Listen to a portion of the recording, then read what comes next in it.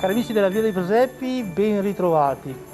Siamo arrivati all'ultima puntata di questa edizione 2021-2022 e siamo a Riese Pio X.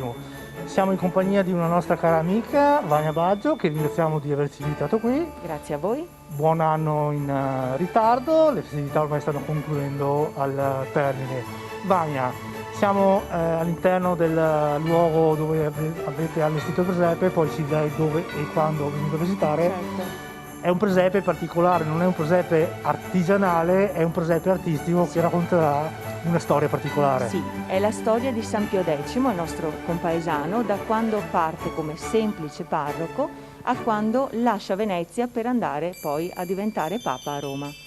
Si tratta di un presepe artistico, noi lavoriamo diversi mesi prima dell'apertura per ricreare il più fedelmente possibile i luoghi di percorsi e vissuti da San Pio X.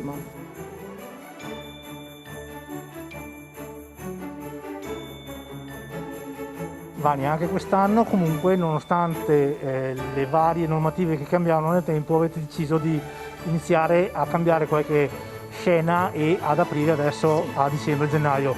Non diciamo effettivamente cosa è stato cambiato, però qualche piccolo accenno puoi darcelo.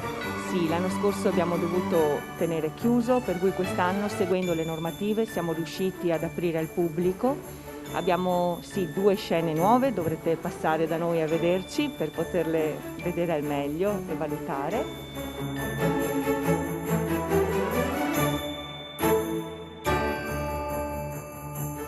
Vania, naturalmente tu non sei la sola artefice di questo presepe, un grandissimo grazie va anche a tutti i volontari A tutto che il ti gruppo hanno del aiutato. presepe, sì. Diverse persone che comunque durante il giorno lavorano e si ritrovano qua alla sera a orari anche improbabili per gestire e realizzare bene tutto.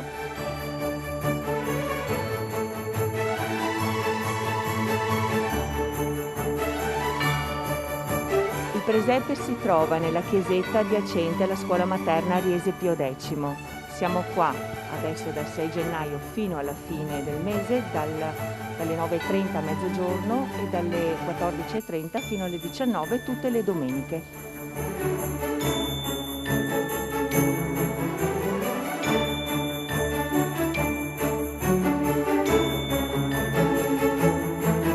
Vania, noi intanto ti ringraziamo, Grazie a voi. sappiamo che per farci arrivare qui abbiamo interrotto l'afflusso di gente che è fuori già che aspetta, quindi adesso lo facciamo ripartire e ci farai da cicerone per questo bellissimo presepe. Certamente, grazie.